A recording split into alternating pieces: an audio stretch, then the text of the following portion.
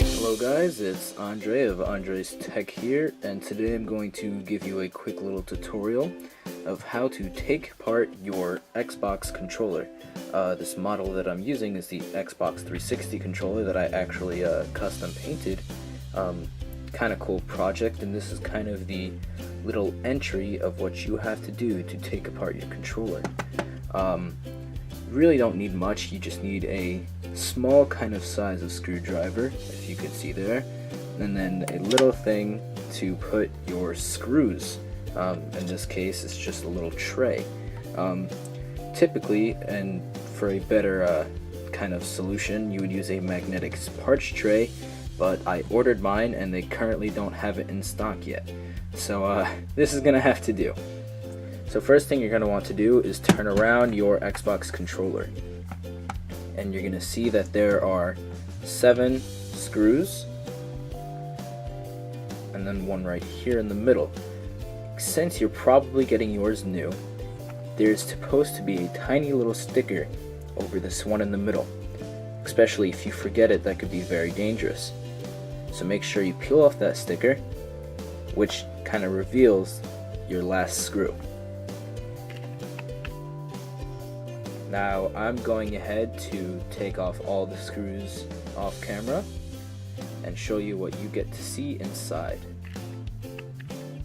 When you finally take out all the screws, I recommend you take it out from button side down, because the buttons are going to go everywhere.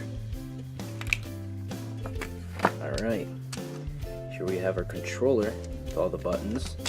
These are the bumpers right here, and then this is our main attraction.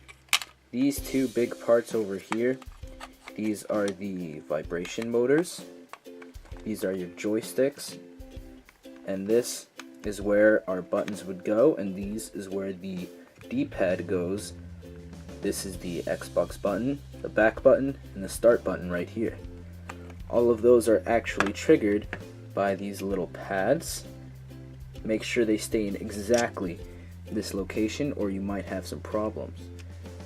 Right here where it shows on the D-pad, right there, there's a little notch that you could fit it exactly in this orientation, and the part with the buttons and the start button, select button, and the Xbox button only fit this way. So make sure you have that correct, or else it will not work when you put it back together. Also, if you want to check out these buttons, you have to take off this whole panel with little notches there, here, another one here, another tiny one back there behind the stick. You could also take off the sticks just by gently pulling them off, where it shows the contacts. And there you go.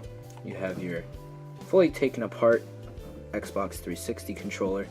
I believe it is very similar, if not the same, for Xbox One, and also very similar, if not the same, for wireless controllers. If you want to try your own DIY projects of custom painting yours like I did. You can get a lot of cool projects with spray paint and regular tape. You can use masking tape like I did here, just like this, and you can come out with really cool projects with different styles of painting that I'll probably show in another video. So guys, thank you guys for watching. I hope you enjoyed this little tutorial, and I'll see you guys in the next one.